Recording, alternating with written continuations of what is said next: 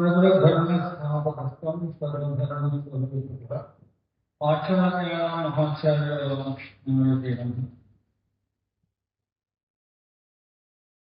சபையில் அமைந்திருக்கும் சுவாமி சர்வதர்மர்களுக்கு பணிவான வணக்கங்கள். அதேபோல ஞாயிற்கான மதிப்புக்குரிய சுவாமி ராஜேஸ்வரன்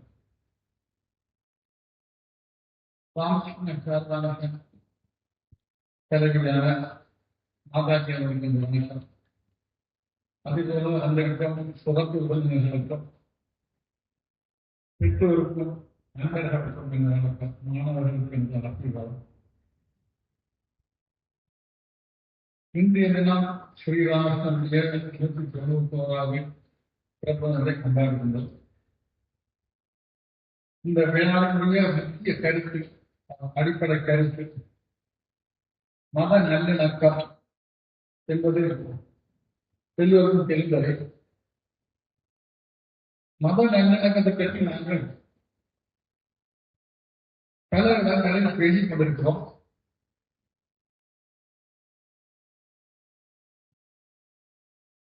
இலங்கையில் இந்தியாவில் மாத்திரமல்ல, மேல் நாடுகளில் கூட பல முயற்சிகள் நிறைவேற்றி வருகின்றன. பல்வேறு மதத்தைச் சேர்ந்தவர்கள் ஒருவர் இணங்கி இருப்பதுதான் மத நல்லிணக்கம் என்று சொல்லுவோம். ஆனால் பேசிக் கொண்டிருந்தால் மாத்திரம் போதாது, கடைபிடிக்கவும் வேண்டும்.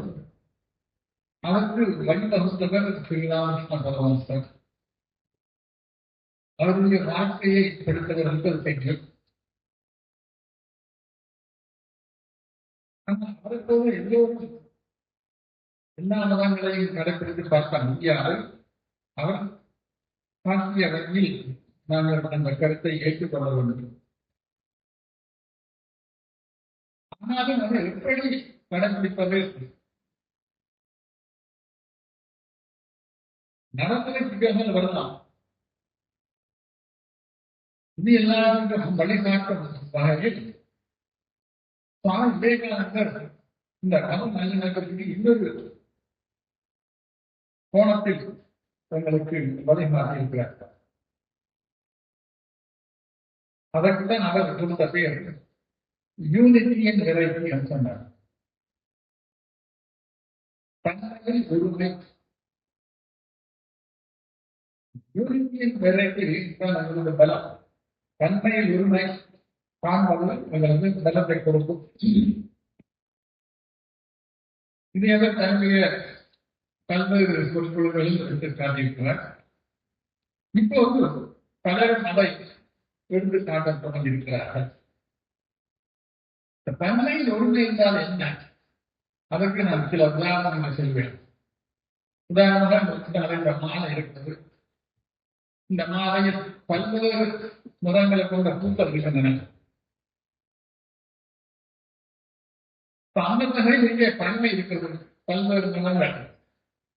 ஆனால் எல்லாம் சேர்ந்து ஒரு மாலை. அந்த வகையில் அதற்கு ஒருமை இருக்கிறது, ஒற்றுமை இருக்கிறது. அந்த பல்வேறு நிறங்கள் சேர்ந்து மாலைக்கு அழகு ஏற்படுகிறது. அப்படி இல்லாமல் ஏதாவது ஒரே ஒரு நிறம் மாத்திரம் எடுத்திருந்தால் இந்த அழகு இருக்க மாட்டாது. இந்த வெள்ளை நிறத்தினுடைய அழகு சிவப்பு நிறத்தால் அதிகரிக்கிறது. அதே போல்தான் சிவப்பு நிறத்தினுடைய அழகு வெள்ளை நிறத்தால் அதிகரிக்கிறது. இரண்டும் தனித்தனியாக இருந்தால் அந்த அழகு வராது. அதற்காக சிவப்பு நிறம் தான் சிறந்தது அல்லது வெள்ளை நிறம் தான் சிறந்தது சொல்லி நாங்கள் சொல்ல முடியாது. அப்படி சொல்வது பகுந்தது அல்ல. இந்த தன்மையின் உரிமை என்பது இந்த தத்துவத்தில் அடங்கியிருக்கிறது. பல்வேறுபட்ட குணங்களை கொண்ட மனிதர்கள் வேறுபட்டாலும் நாங்கள் மனித நேயத்தால் ஒன்றுபடி இருக்க வேண்டும் இதற்கு இன்னும் பல உதாரணங்கள் இருக்கின்றன. பூமாலை பார்த்தீங்கன்னா உங்களுடைய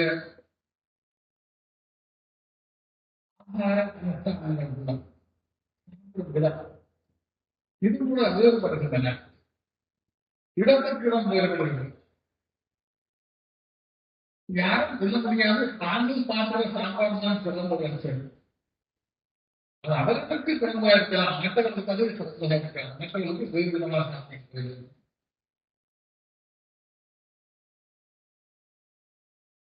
இதனால பல உதாரணங்கள் நாம் சொல்லலாம்.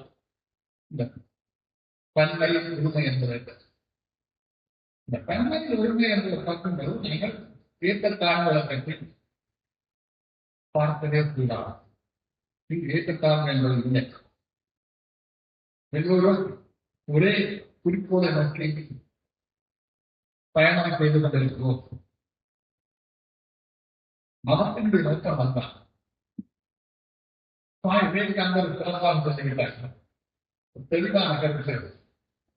மதத்தினுடைய நோக்கம் எங்களுக்கு உள்ளே அடங்கிருக்கிற ஆன்மீகத்தை வெளியில் கொண்டு வரும், தெய்வ தன்மையை வெளியில் கொண்டு வருவதால் மதத்தினுடைய நோக்கம். தன்மையுடைய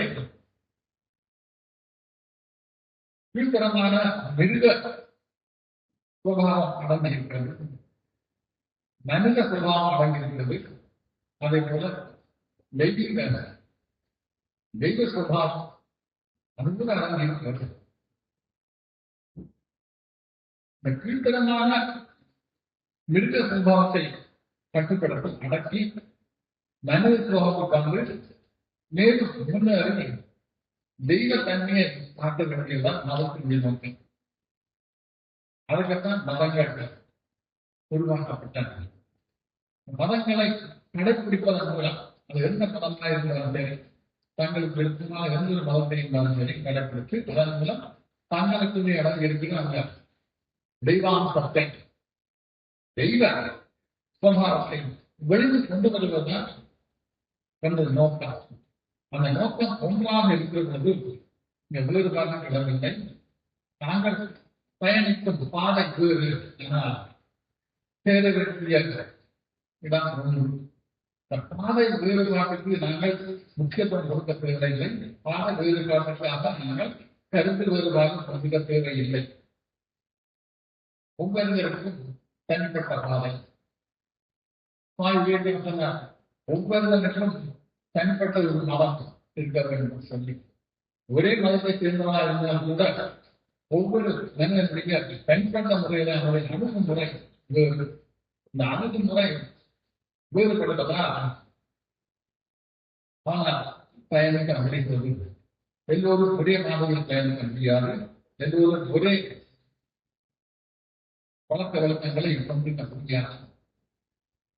இந்த வேறுபாட்டை சிறந்துதான் தன்மை ஒருமை என்ற திட்டத்தை வாழ்வை நம்ம எடுத்துக் கூறினார். இதை நாங்கள் ஞாபகத்தில் கொண்டால் மத நல்லிணக்கம் என்பது இலகுவாக புரிந்து கொள்ளும். மத நல்லிணக்கமும் தன்மையில் இல்லை என்ற கருத்தும் ஒரே விஷயம்தான். நம்ம வெவ்வேறு கோணத்தில் பார்க்கலாம். இதை தெரிந்து கொண்டால் நாங்கள் இந்த நாட்டில் மிகவும் மகிழ்ச்சியாக ஒற்றுமையாக ஒருவாயிரம் பிள்ளைகள் மூலம் சகோதரர்களாக வாழ முடியும். அப்படி வாழ்வதற்கு நாங்கள் முயற்சிக்க வேண்டும் என்று என்னுடைய ஆசிரியர் கொடுக்கிறேன். வணக்கம்.